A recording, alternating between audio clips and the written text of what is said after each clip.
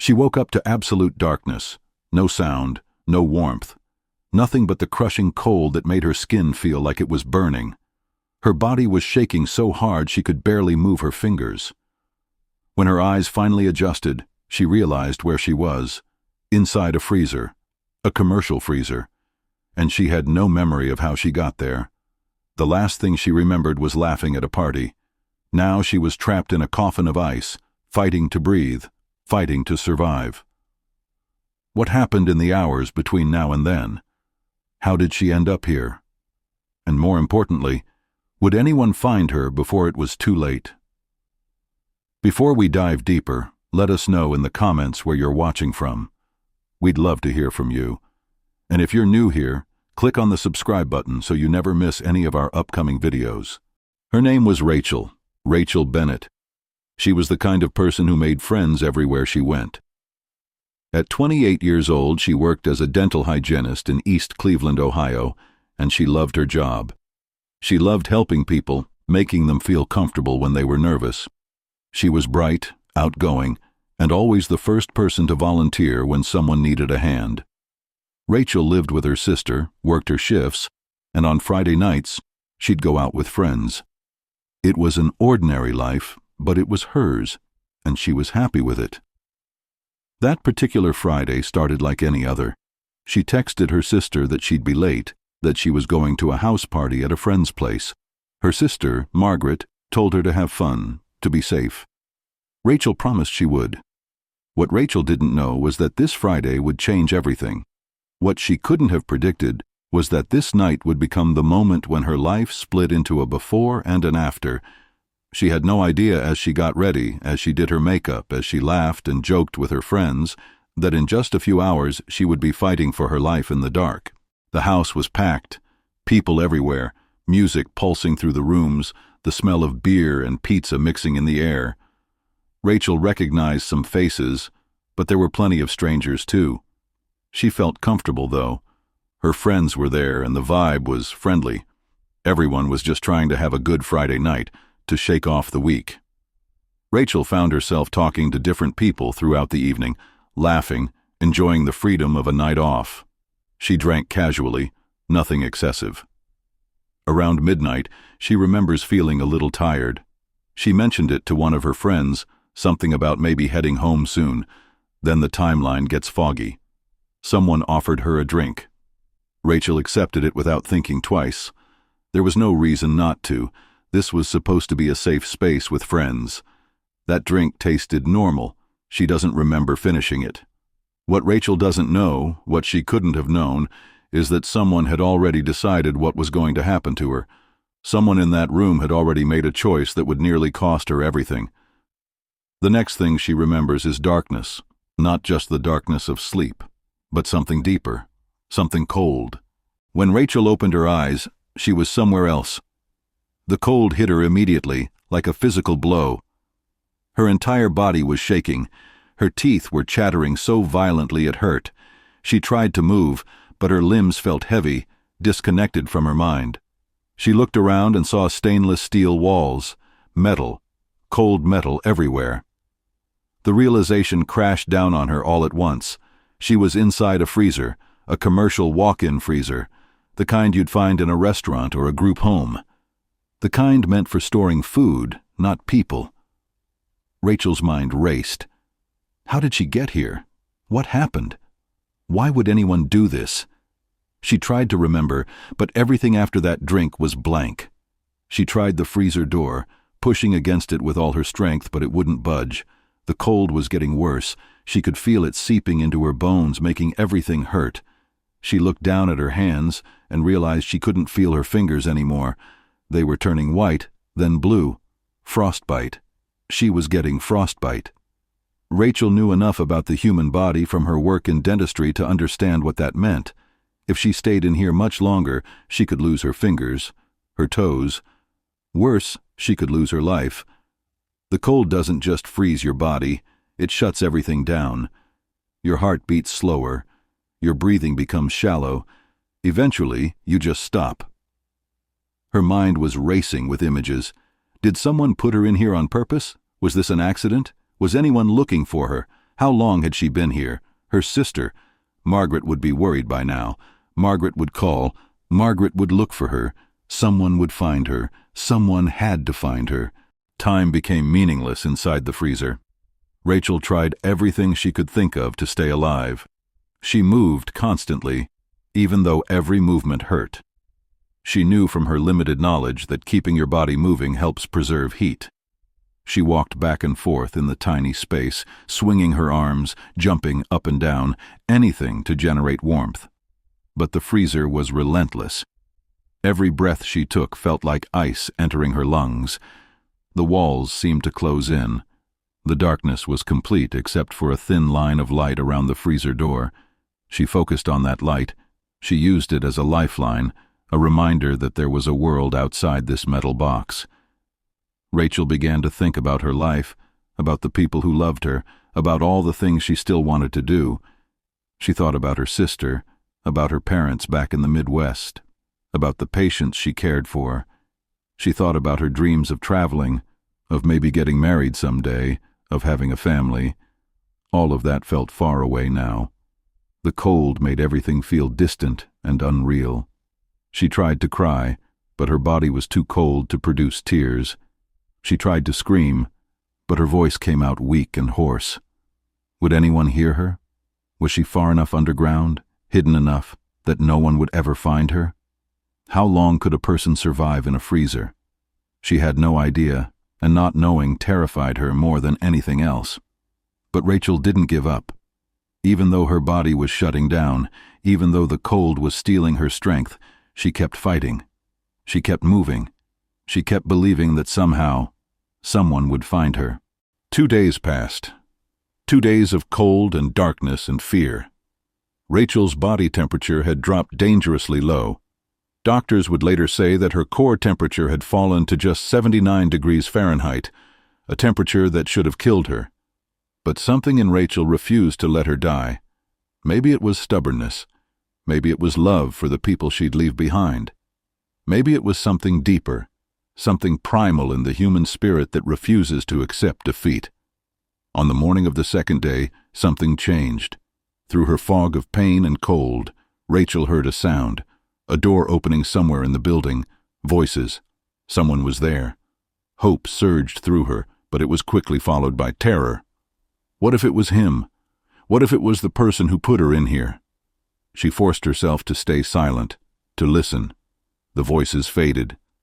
She had a choice to make. Stay in the freezer and hope to be found, or risk everything to escape. Rachel gathered every ounce of strength she had left. Her fingers were numb, her toes were numb, but she could still move. She pushed against the freezer door with renewed desperation. The cold had weakened her, but desperation gave her power she didn't know she still had. The freezer door had a release mechanism, a safety feature designed so that people wouldn't get locked inside. Rachel found it. She pushed. The door gave way. She stumbled out into the hallway, into the relative warmth of the group home, and looked around. The building was quiet. She didn't know where she was. She didn't know if she was safe. All she knew was that she had to get out, had to get help, had to make sure whoever did this couldn't do it again. Rachel made her way to the front of the building. She saw a car parked outside. She also saw a set of keys on a table nearby. Decisions made in seconds can change the course of a life. Rachel grabbed the keys and stumbled to the car. She barely had the strength to drive. Her vision was blurry. Her hands shook on the steering wheel. She didn't care where she was going. She just knew she had to get away. She drove through the streets of East Cleveland, her mind barely functioning, her body on the edge of complete shutdown. She was driving on pure instinct now, on pure survival. And then everything went black. The car crashed. The crash brought help. A neighbor heard the sound of the car hitting a tree. They called the police immediately. When the officers arrived, they found Rachel barely conscious in the driver's seat. She was barely dressed, suffering from extreme hypothermia and severe frostbite covering most of her body. Her fingers were blackened. Her feet were barely functional. She was barely alive. But she was alive. As the paramedics rushed her to the Cleveland clinic, checking her vital signs, monitoring her body temperature, Rachel started to come back to consciousness. The emergency room doctors were amazed. A patient with a core body temperature of 79 degrees Fahrenheit should not have survived. They should not have been conscious. They should not have been able to escape a freezer or drive a car. The medical team called it a miracle. They called her a medical anomaly. One of the emergency room physicians told her, "You shouldn't be here. You shouldn't have survived this, but you did." Rachel didn't feel like a miracle. She felt broken. She felt cold from the inside out, a cold that no amount of blankets or warm IV fluids could touch. But as the hours passed, as her body temperature slowly rose, as she began to regain some clarity, Rachel started to talk to the police. She told them about the party. She told them about the drink she didn't remember finishing. She told them about waking up in the freezer. She told them everything she could remember, which wasn't much, but it was enough. The police knew exactly what group home she was talking about. They knew exactly who worked there. They knew exactly who they needed to bring in for questioning. What the officers found when they investigated the freezer would make their blood run cold. The freezer was still on when the police arrived at the group home. They opened the heavy metal door, and the cold air rushed out into the room. Inside, there were frost patterns on the walls. There were signs of a struggle, and there were claw marks inside the door. Rachel, in her desperation, in her fight to escape, had scratched the metal door with her fingernails. The scratches were deep enough to leave marks in the frost. They were physical evidence of her terror, her struggle, her refusal to give up. The police photographed everything. They took statements from the staff at the group home, and they quickly identified their suspect. His name was David Morrison. He was in his early 40s and had worked at the group home for 3 years. His background check had come back clean. His references had been solid. He seemed like an ordinary man doing ordinary work, helping vulnerable people. But underneath that surface, something darker was operating. Police brought David in for questioning. At first, he denied everything. He said Rachel must have been confused, that her memory must be faulty because of the trauma and the hypothermia. He claimed he didn't even know she'd been in the freezer. He said he wasn't there that night, but the evidence told a different story. Witnesses at the party remembered David being there. Witnesses remembered seeing him talking to Rachel before she disappeared. Witnesses remembered him leaving the party early, and they remembered that Rachel was with him. Security cameras from other locations showed David's car on the road that night, heading toward the group home.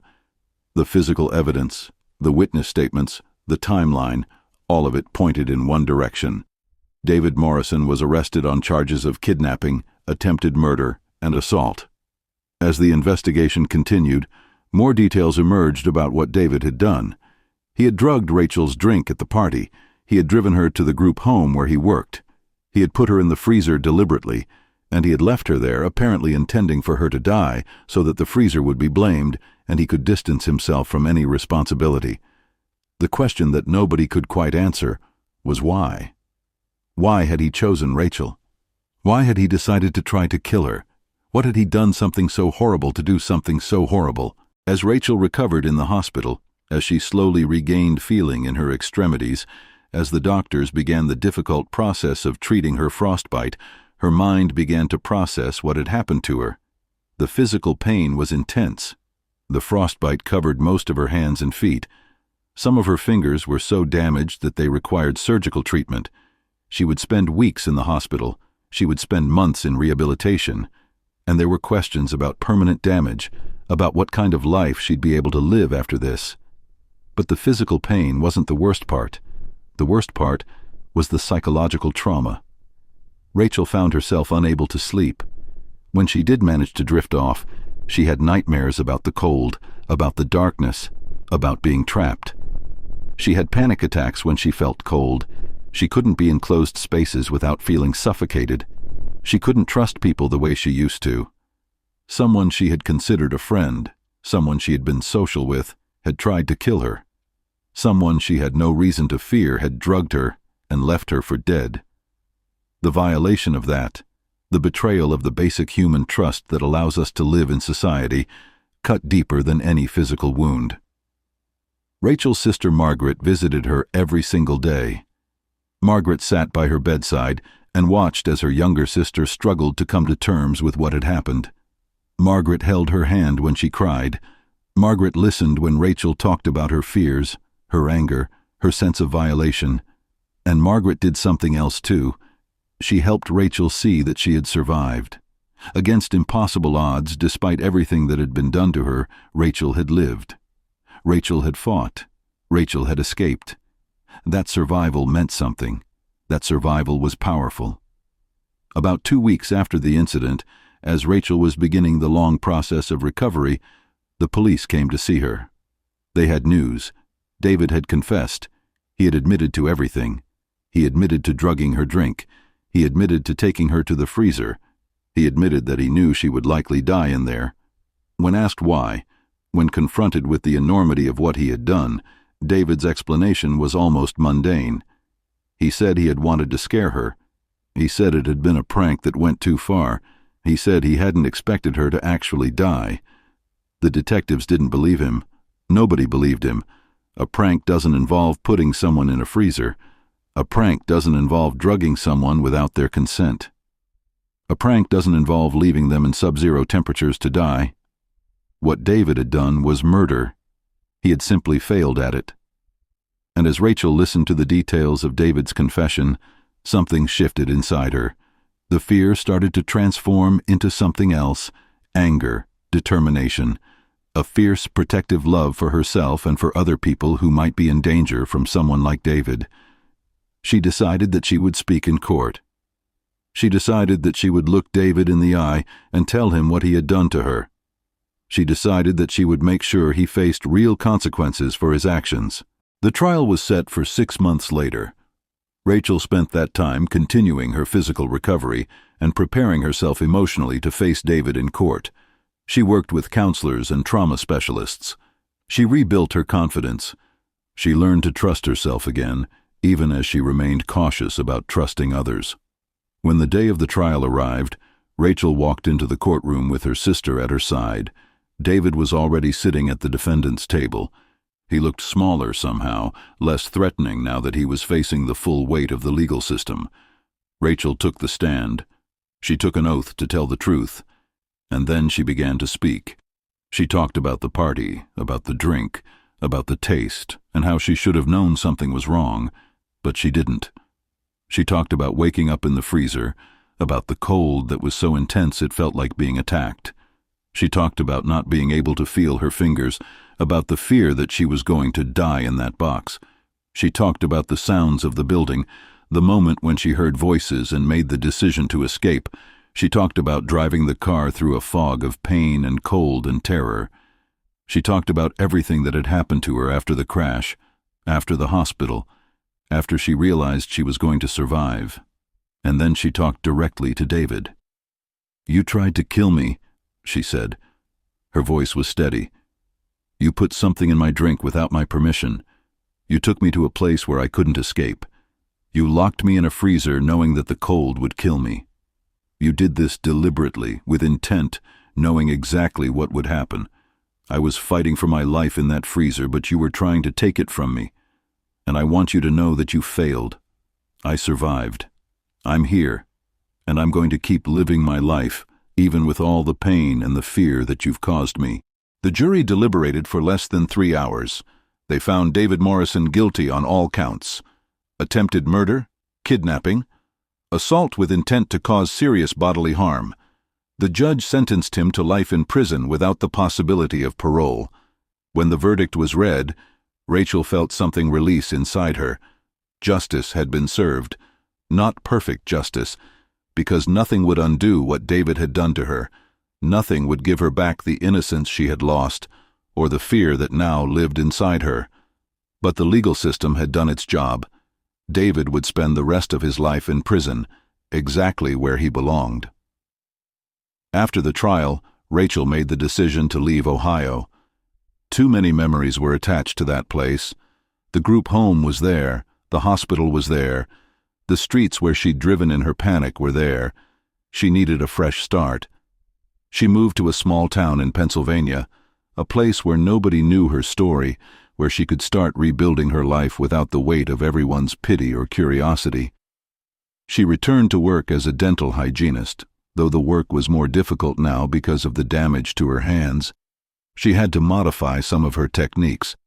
She had to work through the pain. But she did it. She went back to living her life.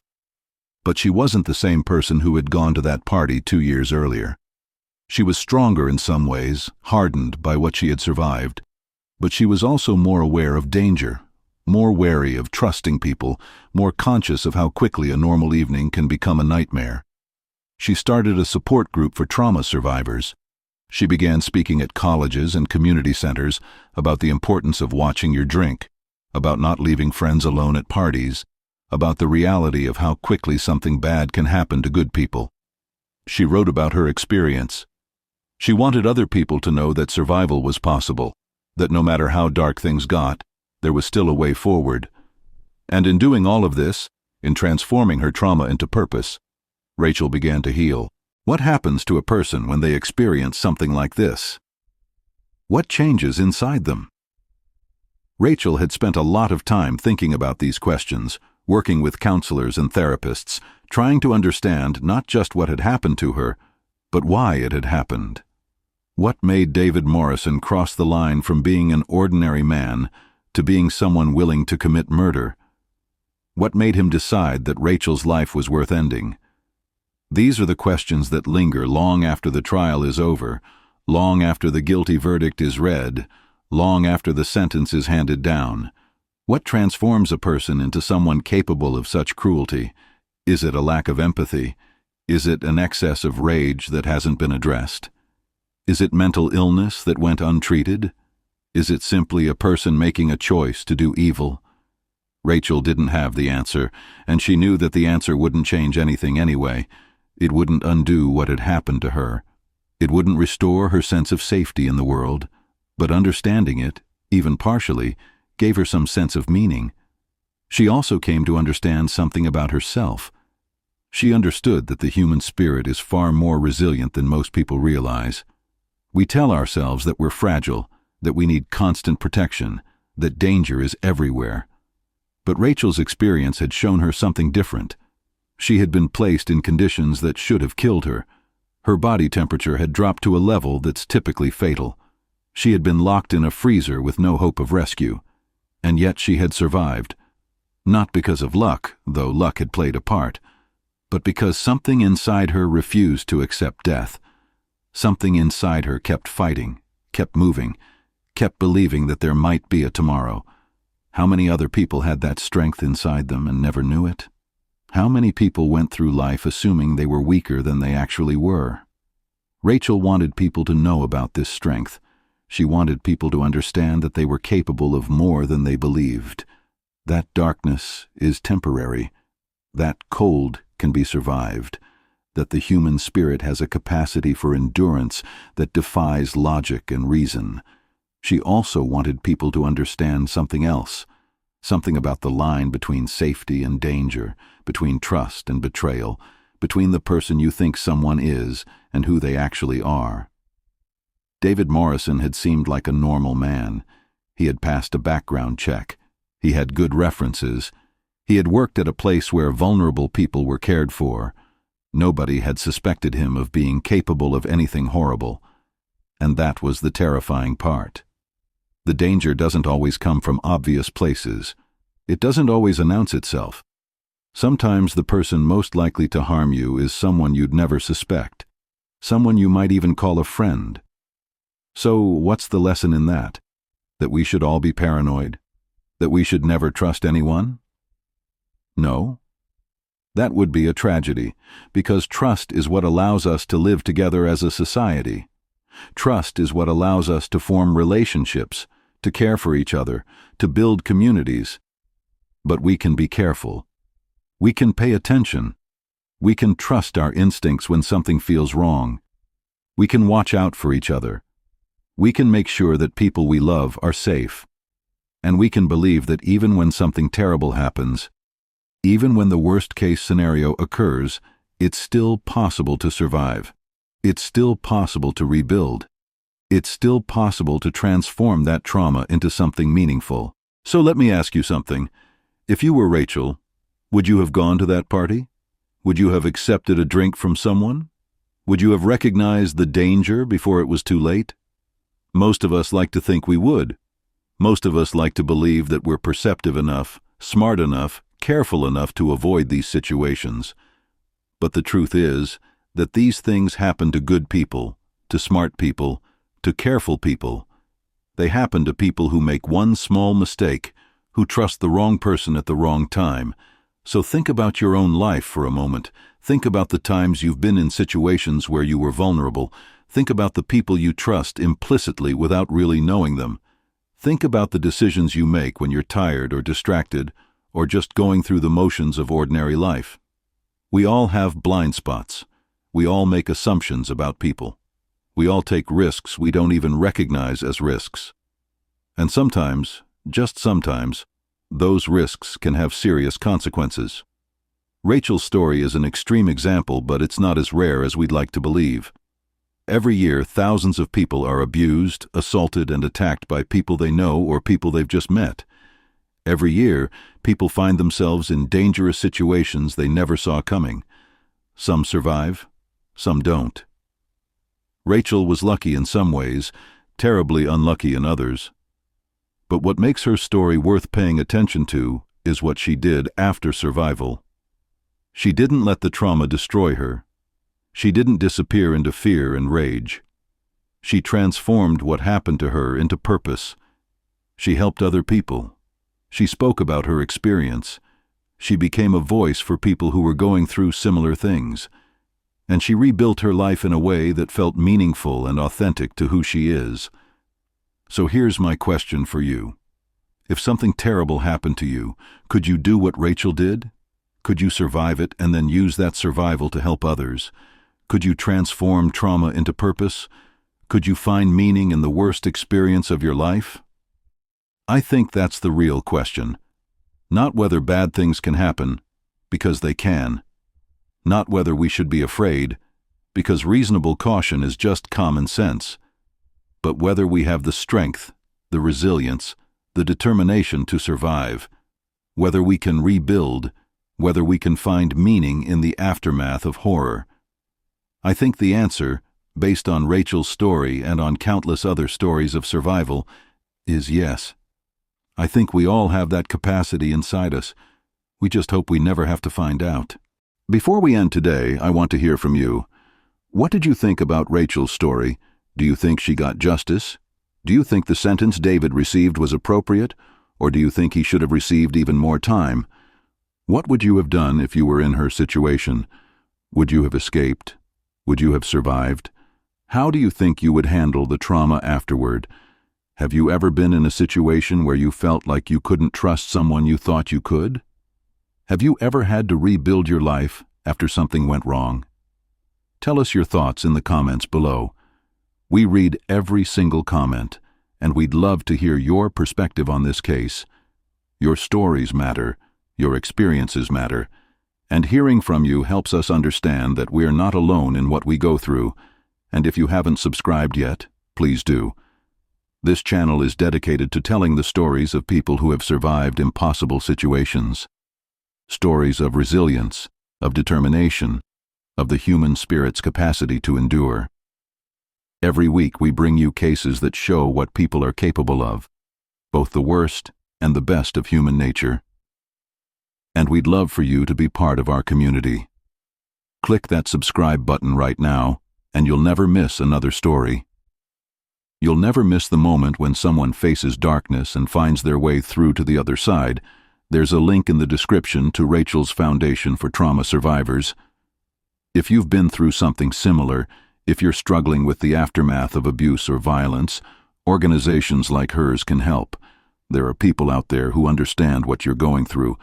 There are communities of survivors who can support you. You don't have to face this alone. And if you want to see another incredible story of survival, another case that shows the darkness people are capable of and the strength people can find within themselves, click on the video that's now appearing on your screen.